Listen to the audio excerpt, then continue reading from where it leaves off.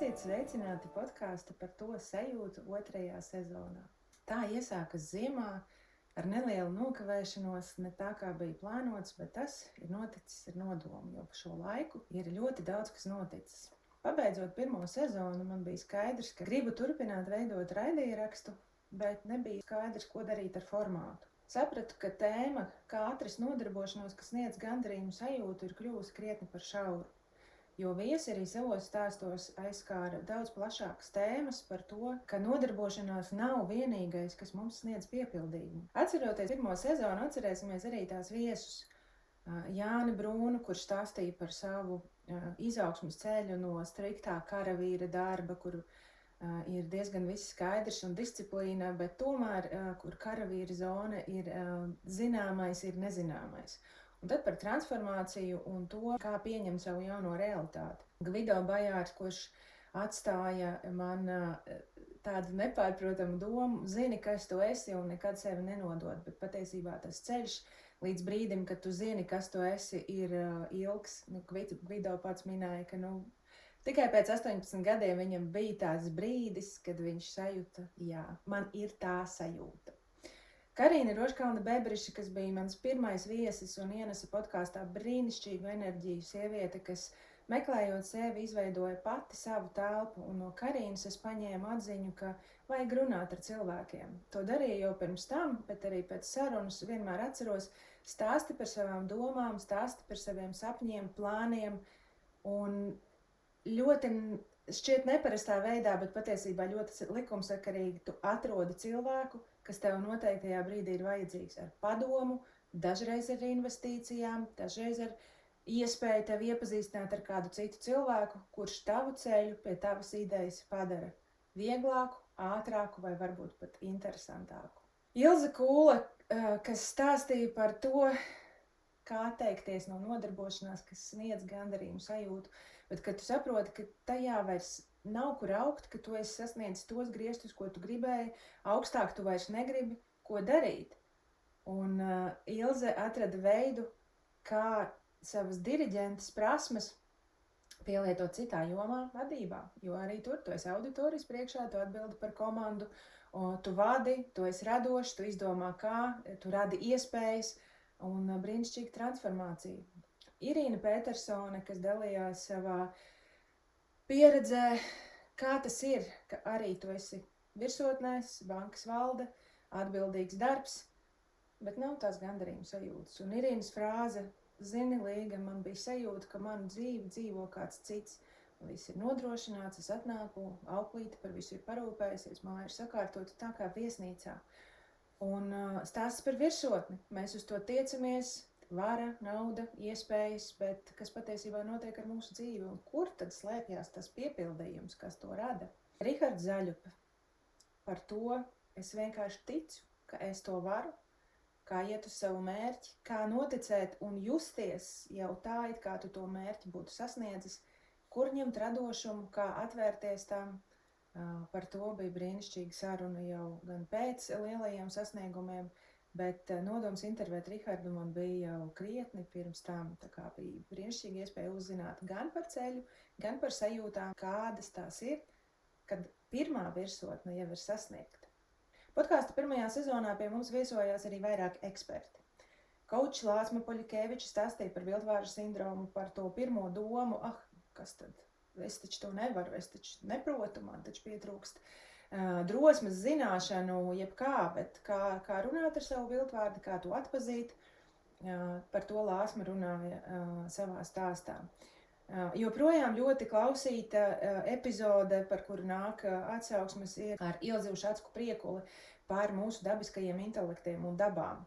Par to, ka nevajag pretoties realitātei. Var trenēt kaut kādas savas prasmes, aizraušanās un intelektus, bet mēs dabiski kaut kam esam paredzēti vairāk un kaut kas mums padodās labāk.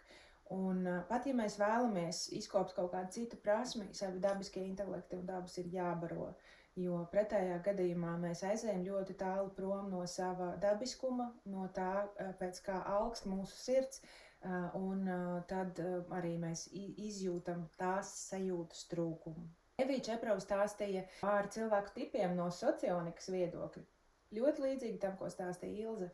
Ir mūsu dabiskā personība, mūsu dabiskie talanti, ir ļoti labi tos zināt, un tas ir patiesībā ļoti vērtīgs kompass, ne tikai, lai atrastu nodarbošanos, bet lai izveidotu arī attiecības un veidotu savu dzīvi, atkal nestrīdoties ar realitāti. Neparasta saruna mums izveidojās ar Ievu Sīmani, kur mēs meklējām paralēles par to, kā mēs meklējam gandarījumu gan profesionālajā vidē, gan pētot savu seksualitāti. Mēs runājām par robežām, kā saprast, ko gribu, ko negribu, kā runāt par to un kā patiesībā nonākt pie tādas saskaņas ar savu ķermeni, kas izpaužās gan mūsu intīmajā dzīvē, gan profesionālajā, un vai tas ir tik atšķirīgi vai patiesībā viens un tas pats.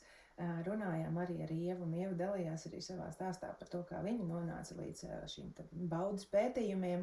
Tāpat pirmajā sezonā viesojās Elza Priede. Par Elzu grūti pateikt kaut ko vienu.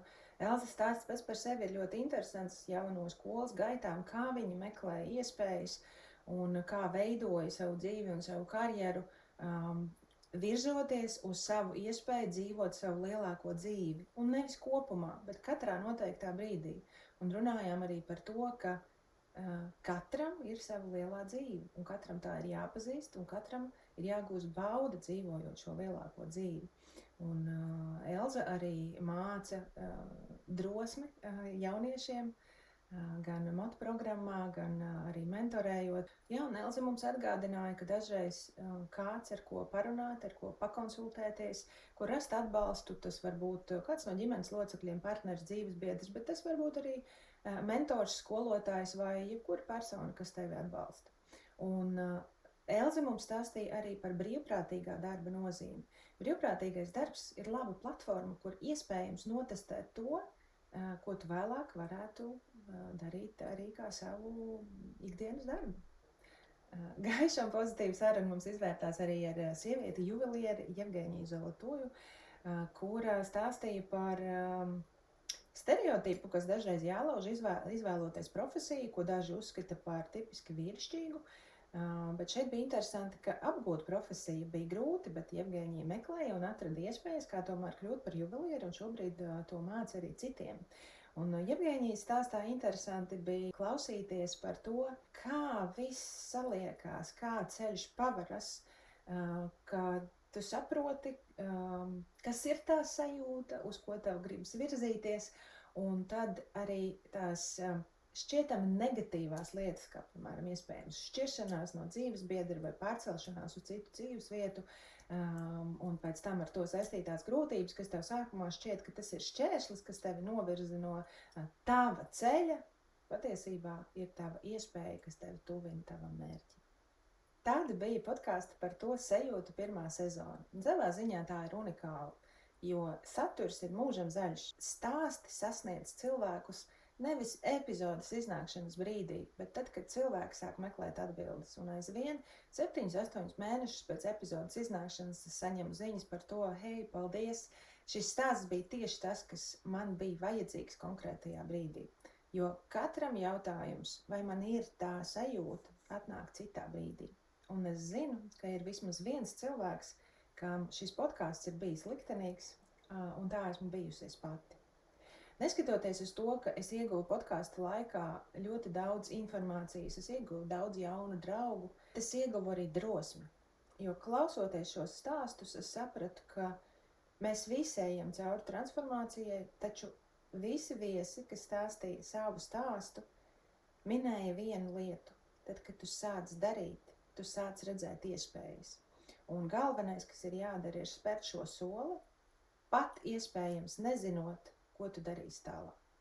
Un es šo soli spēru. Tieši noslēdzot podkāstu pirmo sezonu, jūnija beigās es pametu savu korporatīvo karjeru bez konkrēta plāna, bet man bija ideja. Man bija skaidrs, ko es vēlos darīt. Es vēlos attīstīt savu supervizoru praksi un jau iesāktos treniņus. Šobrīd esmu pilna laika, sava laika noteicēja. Strādāju ar uzņēmumiem un vadu adaptācijas treniņus, jeb mācu vadītājiem un komandām, kā viegli pielāgoties pastāvīgi mainīgajai videi, cilvēku stāvokļiem un organizāciju dinamikai. Adaptācija nenozīmē, ka ir viegli. Adaptācija nozīmē, ka tu saproti, kas notiek, tu spēj savākt sevi un iespējams arī apkārtējo emocijas un sajūtas un iet tam cauri, nekaitējot sev un citiem. Adaptācija nozīmē arī spēju atzīt, ka esošā situācija prasa no tevis pārāk daudz un spēt pieņemt lēmumu, doties prom no šīs situācijas. Tas notika arī ar mani. Lai šai epizodei būtu vērtība, ne tikai nostalģiskas atmiņas par to, kā bija, pastāstīšu par vienu no veidiem, kā apklusināt troksni savā galvā, ieklausīties sevī, un pat ja tur neko nesadzirdēsi konkrētajā brīdī, šis klusums un brīvība tevi noteikti pietuvinās tai sajūtai, kas iespējams sniegs atbildes uz kaut kādiem jautājumiem. Bet par visu pēc kārtas. Tātad šovasar es veicu ilgi plānoto 7 dienu badošanos. Ilgi par to domāju, vairākus gadus jau liku to savā gada plānā, bet visu laiku kaut kā nepietika laika, vai tā nebija prioritāte, taču sapratu, ka patiesībā man vienkārši pietrūka drosmes. Jo man likās 7 dienas, tas ir briesmīgi. Līdz tam laikam biju veikusi tikai 36 stundu badošanos, un man likās, tad, kad kolēģis Edmunds stāstīja par to, ka viņš to dara 72 stundas, man šķita, ka viņš ir pārcilvēks. Tas vienkārši nav iespējams, mēs visi nomirsim, tas nav dabiski. Un tā nu sakrita, ka arī pārmaiņas dzīvē notika, un iekrita arī ļoti labvēlīgs laiks, bija vasaras vidus, jūlija sākums. Meita devās uz nedēļas nometni, un man šķita brīnišķīgi. Šis ir tieši tas brīdis, kad es varu to izdarīt, un es jūtos gatava. Patiesībā nē, man joprojām bija ļoti bail, bet man šķita dara. Un šodien jūs redzat, ka mēs neesam ierastajā studijā, bet esam brīnišķīgā vietā, mēs esam atpūtas namā Medņu sala, uz kurien devos arī es. Un savu klusuma un vadošanās pieredzi es izbaudīju tieši šeit, brīnišķīgā vietā, Sitgundā, un tam bija ļoti liela nozīme. Man sākotnējā ideja bija doties uz klīniku Igaunijā, kur ir speciāli paredzēta šim procesam, kur tu tiecies ar ārstu, nodod analīzes, ārsts ar tevi izrunājās, kādas ir sūdzības, un tad sastāda tev plānu, un tad tu tur atrodies, un tās 7 dienas, un tad tev gan tur ir masāžas, gan sarunas ar ārstu, un tad arī noteikti citi cilvēki. Es tev tā iztēlojos, es tur nebiju, un patiesībā esmu ārkārtīgi priecīga, ka es tur nebiju. Par to, kāpēc es jums izstāstīšu mazliet vēlāk, kad padalīšos arī par procesu. Kāpēc es jums to stāstu? Jo es gribu iedrošināt citus to darīt, jo patiesībā tas ir ļoti veselīgs un vajadzīgs process ar nosacījumu, ja tu saproti, kāpēc tu to dari. Mans mērķis bija šūnu remonts, jeb restarts. Ja jau sāku jaunu dzīvi, tad jārestartē arī ķermenis. No teorijas viedokļa jūs zinat, ka pēc 24 stundām ķermenis aiziet ketozē, jeb sāk izmantot taukus enerģijas ražošanai, bet pēc 48 stundām jau aktivizējas tā saucamais autofāgijas process, kad šūnas jau aiziet tādā pašatīrīšanās un remonta fāzē. Paralēli tam nomierinās arī nervu sistēma, jo nav jāapstrādā ēdiens un atbrīvojas enerģija. Un mazinās arī troksnis galvā, un šeit izstāstīšu to ideju. Esot šeit Medņu salā, es izbaudīju to, ka es varu iet savā ritmā. Es varēju iet gulēt, kad es vēlos, es cēlos augšā, kad es vēlos, ja man gribējās pa dienu, es varēju pagulēt, man neviens netraucēja.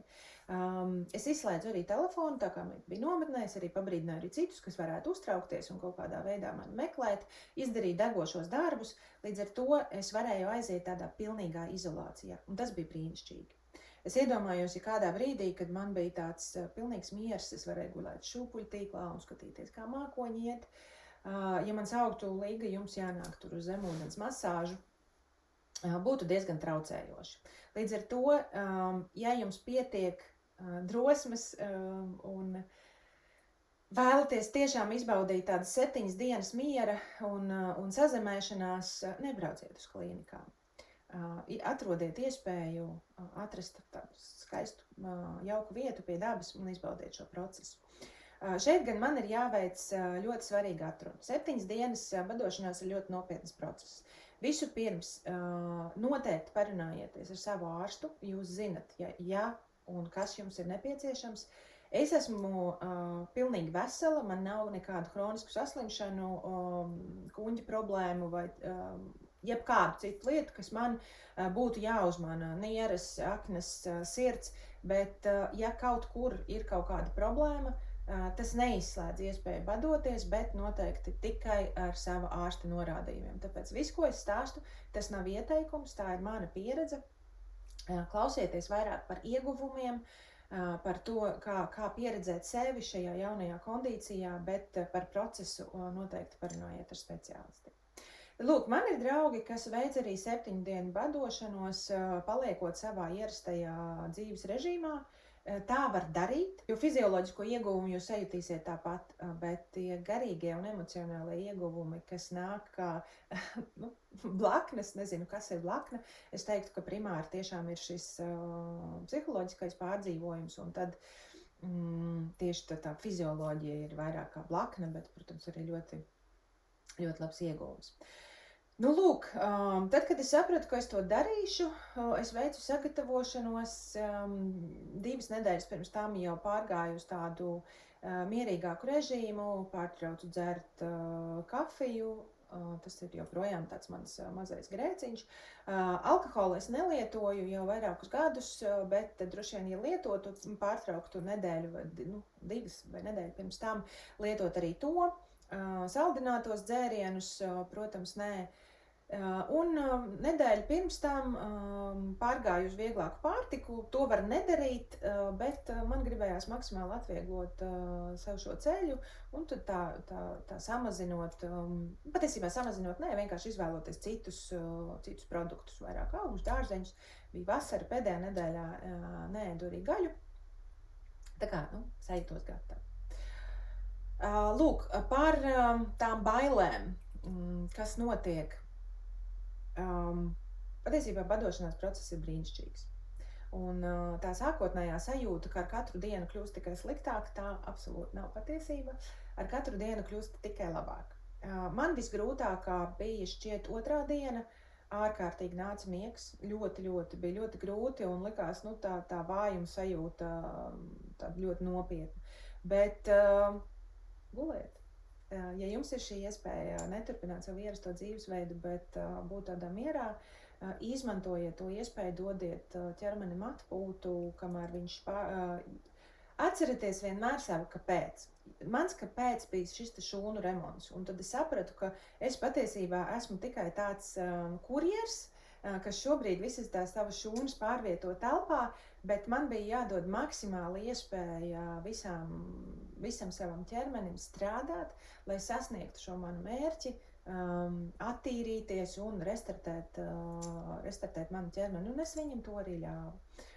Tātad es gulēju, es staigāju, es meditēju, es darīju neko, es varēju vienkārši gulēt tiešām šūpuļtīklā uz terases vai sauļoties saulītē. Un ļāva vienkārši procesam notikt, pārlieku nepārslogojot savu ķermeni. Ko es darīju? Es noteikti saglabāju spēka treniņus. Es gan samazināju svarus, ar ko es strādāju, bet treniņu režīmu atstāju nemainīgu, vienīgais es neskrēju. Jo skriet un vispār staigāt bija diezgan apgrūtinoši, tā kā liels piekusums. Taču spēka treniņus veikt bija ārkārtīgi vienkārši. Nosacīt vienkārši. Bet spēks bija, un es iesaku to arī darīt, jo pretējā gadījumā ķermenim būs tendence ņemt enerģiju arī no muskuļiem, kam tas svarīgi, nevajadzētu to pieļaut, jo pēc tam būvēt atpakaļ ir jāieliek atkal darbiņš. Bet tā kā tas ir tā diezgan palīdzoši, un arī forši ir kaut ko darīt. Jo es arī izslēdzu pārējos triggerus, es neskatījos filmas, es nelasīju grāmatas, es maksimāli noņēmu nost visus kairinājumus, un tā bija fantastiska pieredze. Jo kas notiek? Notiek tāds iekšējais dialogs, dažreiz notiek kaut kāds pilnīgs klusums, un to klusumu ir vērts izbaudīt. Kas interesanti, ļoti īpatnēji sapņi nāk. Nekas pārdabisks, nekādi vienredži tur vai kaut kas neparasts. Sapņi nāk ļoti tīri, ļoti krāsaini par reāliem cilvēkiem, reālām vietām. Vienīgais tās kombinācijas ir tādas dīvainas, kāpēc šis cilvēks šajā vietā vai ar šo cilvēku. Tas bija neparasti, bet citādi sapņi ļoti krāsaini un ļoti baudāmi. Tātad, sākot ar 3. dienu, enerģijas līmenis patiesībā palielinājās. Un tad 5. dienā es staigāju apkārt par teritoriju un meklēju sev visādus darbiņus, ko es varētu padarīt. Tur bruģi kaut kur sakārtoju, tur tos klucīšus, vēl kaut kas, jo bija nenormāla enerģija. Un tad es te visu dienu darbojos pa āru un ar suni spēlējos un vispār ļoti. Un tas notiek tā uz priekšu. 5., 6., 7. diena nav tā, ka tu guli uz nāves gultas un mirsti nost. Tieši otrādi parādās liels, milzīgs dzīves prieks, atvieglojums un tāda liela enerģija un radošums darboties. No otras puses ir liels iekšējs miers. Un kas vēl man parādījās, ļoti liela emocionalitāte. Es parasti esmu tāda diezgan rāma, pat tad, kad man iekšā ir sajūsma, es tā kā, man patīk, es varu vārdos izteikt, ka es tiešām esmu sajūsma, bet es neesmu tas cilvēks, kas lec gaisā, es prieka vai tāds milzīgs aizkustinājums man notiek tikai tādos fundamentālos dzīves brīžos, piemēram, es te apraudājos brīdī, protams, kad man piedzima meita, bet citādi ir, iekšā ir tas mutulīts, bet, ārā es viņu nelaižu. Tad, kad es 7. dienas vakarā devos prom atpakaļ uz Rīgu, es izbraucu šeit uz ceļa un bija tāds fantastisks sauriets un tāds lauks tukšs, un es skatos, un man ir milzīga sajūsma. Milzīga sajūsma par to, ka pirmkārt man ir auto, es varu braukt, man bija neizsakāms prieks par to. Otrām kārtām par to, ka es vispār esmu, es kaut kur braucu, kaut kas notiek. Es biju aizkustināta tā, ka tiešām gandrīz vai līdz asarām. Un tādas vienkāršas lietas tu iemācies novērtēt un parādās prieks par to, ka tev tas ir, ar tevi tas notiek. Otra interesanta atziņa bija par to, ka es braucu uz Rīgu un es esmu tāda priecīga. Un es iebraucu Rīgā. Un pirmais, ko es ieraudzīju, bija Jūglas centrs. Es viņu ieraudzīju pilnīgi citām acīm, pavērojiet kādreiz. Tas ir tāds maza būve, kur ir aplipināta ar ārkārtīgi daudz krāsainām, mirkojošām, visādām reklāmām, uzrakstiem, visi aicina ēd, sporto, dari to, nāc pie mums dzeltens, oranžs, sarkans. Un man likās, wow, tā spēja uztvert tos kairinājumus palielinās par 200%. Bet tā iekšējā tīrība, kas ir notikusi, ir ļauj tev saprast, kāpēc tas notiek, kas notiek, kur tev velk uz kaut ko, kas ir tavs, kas nav tavs. Tas iedod tādu iekšējo skaidrību, ka labi, tas var pastāvēt, bet tas nav par mani. Iebrauc Rīgā, devos tālāk savā, patiesībā jāsaka, atgriezos savā ikdienas dzīvē, kaut gan bija sajūta pavisam citādāk nekā ierasts. Protams, ka mēs nesākam ēst uzreiz 8. dienā. Arī iziešanas process ir pakāpenisks. Vispār bija ļoti interesanti 7. dienas vakarā braukt pirkt pārtiku. Pirmais, protams, ir buljons. Pirmās 2 dienas faktiski tikai uz buljonu, tad jau vajadzēts kābacīts, tad jau var likt kaut ko klāt. Bet runājot par to ēšanu, bija ļoti viegli izdarīt veselīgas izvēles. Jo man arī patīk panašķēties kaut kādu vienu otru, bet tad es pieķēru sev pie domas, kad es stāvu un skatos uz savu mīļāko tuplu, un es negribu. Man negribās. Un 2. dienā, man šeit ir 2. diena vai 2. dienas vakars, kad es ēdu to tvaicēto kabaci ar mazliet pārkaisītu ar sāli, man likās, tas ir vispār brīnišķīgākais, un ļoti garšīgi bija. Un tā kā pēc tās attīrīšanās ir skaidra sapratne parādās par to, ko gribas, ko vajag, kā būtu pareizi, un vismaz man lēmumus pieņemt bija ļoti viegli. Par iziešanu. Mans lēmums bija šīs 7 dienas, tas nav ne ar ko noteikts. Ir autori un doktori, kas saka, ka no badošanās procesa ir jāiet ārā tad, kad tu sajūti badu. Un šobrīd es varu diezgan droši apgalvot, ka neviens no jums, kas klausās šo podcastu, un es, kas runā ar jums šobrīd, mēs nezinām, kas ir bads. Tā sajūta, ko mēs sajūtam pusdienās, tas nav bads, ka man šķiet, ka man ir jāiet ēst. Ir 2 varianti. Vai nu mums ir garlaicīgi, vai nu mums vienkārši ir rutīna, jeb ieradums, kad hormoni mums signalizēja, varētu aiziet paēst. Mēs nezinām, kas ir bads. Mums šī sajūta, paldies Dievam, nav pazīstama. Un tie, kas ir badojušies ilgāk, 14 un vairāk dienas, es noteikti tur laikam neiešu vismaz tuvākos gadus, viņi saka, ka tā sajūta viņi var iestāties kaut vai 2 naktī, un tu viņu ne ar ko nesajauksi. Tad trausmīga bada sajūta, nu tad ir jāiet ārā. Es biju izlēmusi 7 dienas, tas bija mans mērķis, to es arī sasniedzu, un tad jau 8. dienas rītā, tad jau es lēnām gāju ārā. Ko vēl es darīju badojoties, un man tas ļoti, ļoti patika, man bija daļa no rituāla.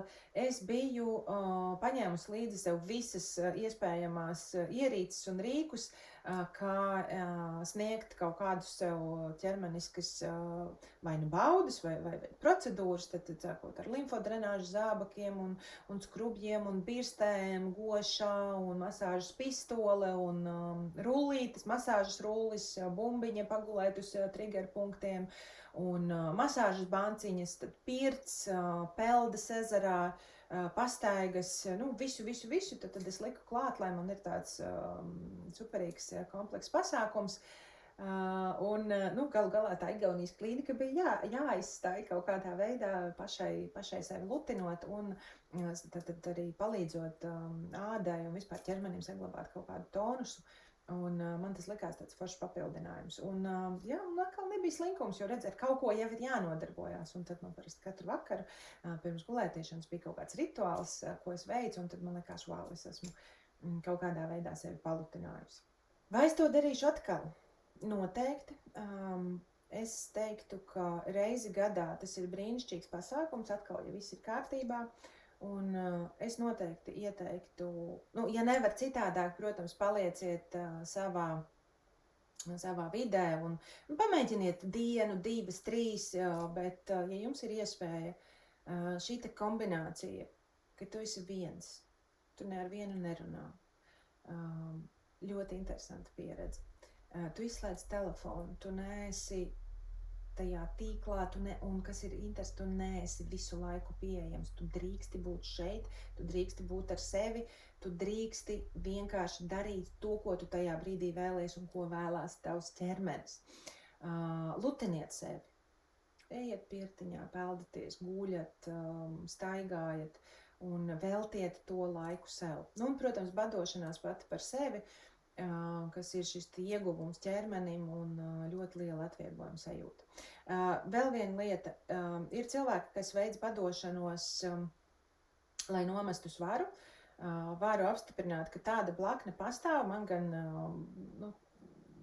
man šķiet maksimums bija 2 kilogrami, bet man arī nav īsti, nebija arī vajadzības, tas nebija arī pašmērķis, kā es teicu, man mērķis bija restartēt šo iekšējo sistēmu. Par ūdens dzeršanu. Protams, ka jādzer ir daudz, jo bez ēdienu mēs varam izturēt daudz, bet vairākus mēnešus, bet dzeršana ir ļoti, ļoti svarīga. Un, protams, neēdot viņai ir svarīga dubultā. Viena lieta, ko gribu pastāstīt tiem, kas saka, ja es neēdu, man sāp galva. Es biju arī no tiem cilvēkiem, un iepriekš es biju veikusi šo 36 stundu badošanos, un man tā vienmēr bija diezgan traģiska pieredze, jo man vienmēr ļoti sāpēja galva. Un tad, sarunājoties ar saviem draugiem, kas badojas un pameklējot informāciju, es biju tam sagatavojusies, un pirmās dienas es ūdenim liku klāt Himalaju sāli. Brīnišķīgi, ļoti labi palīdz. Tas iedod arī tos elektrolītus organismam un galva nesāp, jo, ja galva sāktu sāpēt pirmajā dienā, es domāju, ka tā pieredze būtu diezgan nepatīkama, un arī tas tālākais process nebūtu baudāms, jo es pieļauju, ka varbūt tā galva arī sāk sāpt. Var izmantot arī elektrolītus, kas ir nopērkami veikalos pie sporta pārtikas un arī aptiekās, man šķiet, var nopirkt. Lieciet klāt ūdenim, dzeriet. Es dzēru apmēram 3 litrus dienā. 2 vajadzētu noteikti, bet 2, 3 arī, skatoties, ne mazāk, jā, jo tas ūdens tajā procesā ir ļoti, ļoti svarīgs. Un es domāju, ka tas, ko jūs atklāsiet, jūs sapratīsiet, ka ūdens ir ļoti garšīgs. Garšas sajūtas arī ļoti pamainās. Kopumā es teiktu, ka pieredze bija brīnišķīga. Es ļoti iesaku to izdarīt, nebaidīties. Ja kādam ir interese vai papildu jautājumi, rakstiet šeit zem šīs epizodes, rakstiet Instagramā, noteikti atbildēšu. Ja kādam vajag drosmi, arī palīdzēšu. Ja kādam vajag palīdzēt atrast vietu, kur doties, var palīdzēt. Varat braukt šeit uz Medņu salu, šeit ir brīnišķīga vieta, kur to darīt.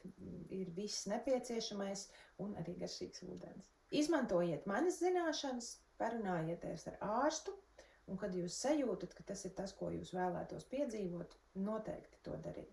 Un šī nav mana vienīgā pieredze, ko es piedzīvoju šajā gadā, gan pateicoties, droši vien, ka pateicoties podkāstam un iedvesmojošiem viesiem.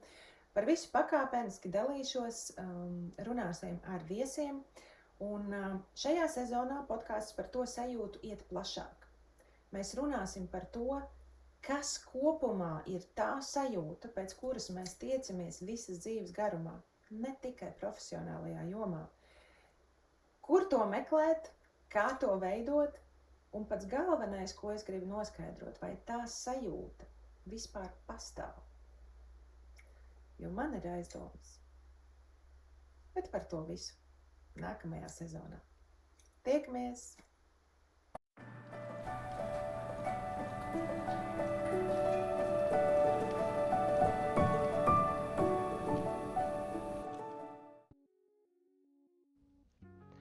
Podkāstu par to sajūtu šajā sezonā atbalsta atpūtas nams Medņu sala.